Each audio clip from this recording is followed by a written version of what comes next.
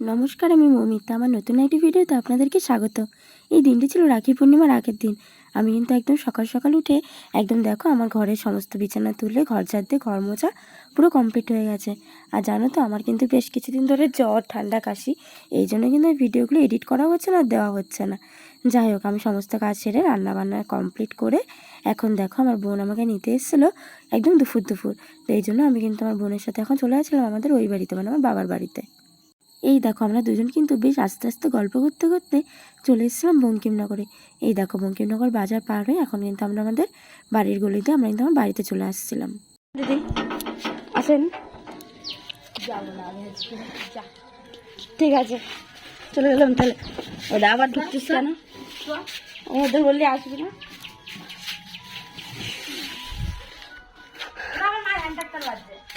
মম, hello.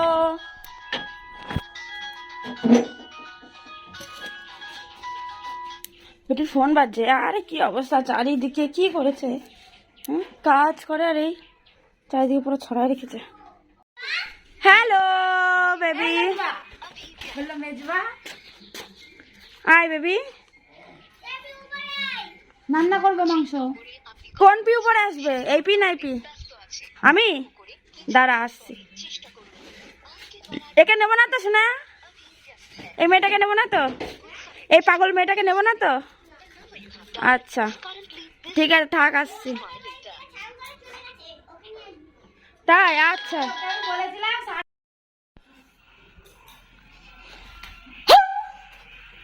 ওমা, তুই অনেক খেলা করছিস নাকি রে? ওই পাশে দেখ খেলার জায়গা। কোন পাশে? ওই পাশে খেলার চল তো দেখি কোন পাশে খেলার জায়গা।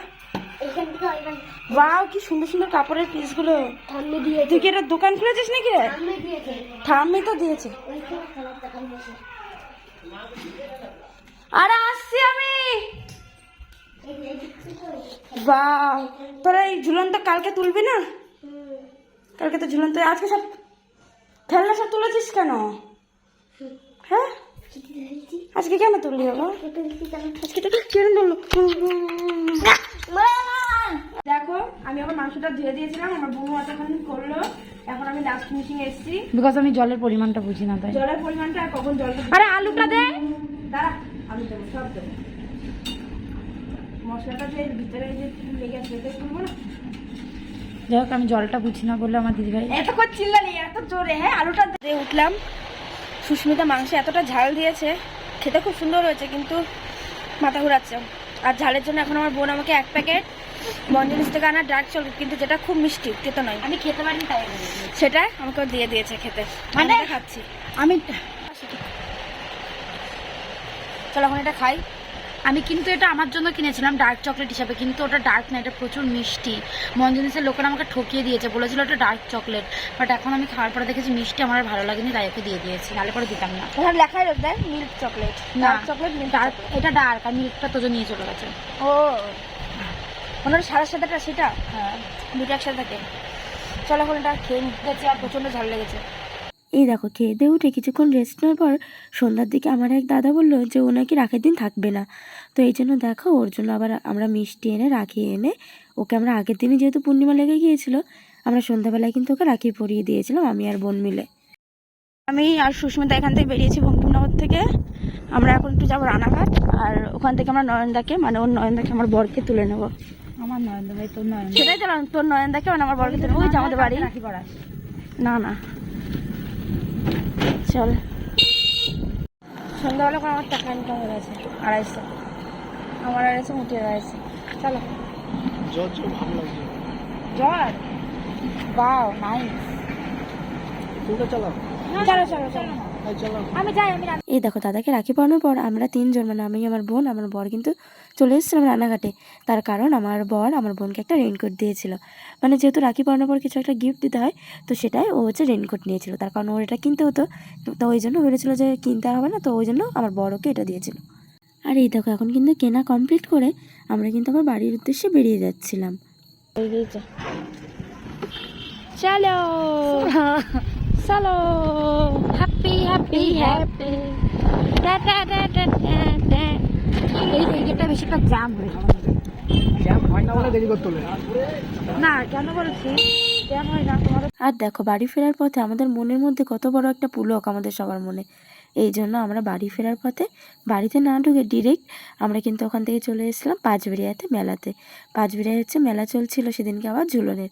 তো এই জন্য আমরা আর বাড়িতে যাইনি, আমরা একবার এসেছিলাম ঝুলনের মেলায়, কারণ আমার বরের পেয়েছিল সেদিনকে অনেক খিদে। এই জন্য কিন্তু আমার মাকে ওইদিকে রান্না বসাতে বলে আমরা চলে এসেছিলাম মেলাতে। আর দেখো মেলাটা কিন্তু ছোটোর মধ্যে বেশ ভালোই হচ্ছিল, আমার কিন্তু বেশ পছন্দ হয়েছিল। মানে বেশি দোকানও না বেশি লোকজনও না, কিন্তু আবার এদিকে মেলা। যাই হোক আমরা কিন্তু এখানে এসে যেটা মেলায় এসে না খেলেই নয় সেটা হচ্ছে ফুচকা, সেটা খেয়ে নিলাম। আর ফুচকা খেয়েই কিন্তু চলে গিয়েছিলাম ঘুগনি খেতে। আর দেখো এনাকে তো হয়তো চেনো, মানে আগে আমাদের রথের মেলাতে ওনাদের দোকান ছিল, তো ওনারা কিন্তু আমাকে দেখেই আমাকে ডাকছিল যে এরকম আসো ঘুগনি খেয়ে যাও। যাই হোক ঘুগনি টুগনি খেয়ে দেখো বাড়িতে আসার পর দেখি আমার সোনারাও চলে গিয়েছিলো ওই দিন ঝুলনের মেলাতে আমাদের রাধানগরে। আর ওখান থেকে দেখো ফেরার পথে ও এই স্টিমারটা কিনেছিল। কার কার এটা দেখে ছোটোবেলার স্মৃতি মনে পড়ে গেল একটু কমেন্টে জানাবে, ঠিক আছে? কতদিন পরে দেখলাম সোনাইগুলো।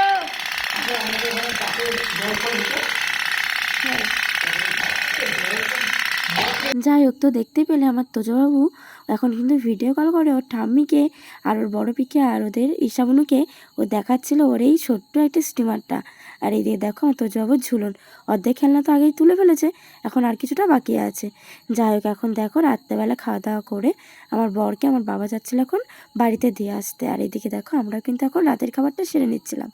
আমার মায়ের স্পেশাল পরোটা আর তার সাথে আমার বোনের স্পেশাল মাংসের তরকারি। যাই হোক আজকের ভিডিওটা বাস এইটুকুনি, দেখা হচ্ছে পরবর্তী ভিডিওতে। ততক্ষণের জন্য সকলে ভালো থাকবেন, সুস্থ থাকবেন, বাই।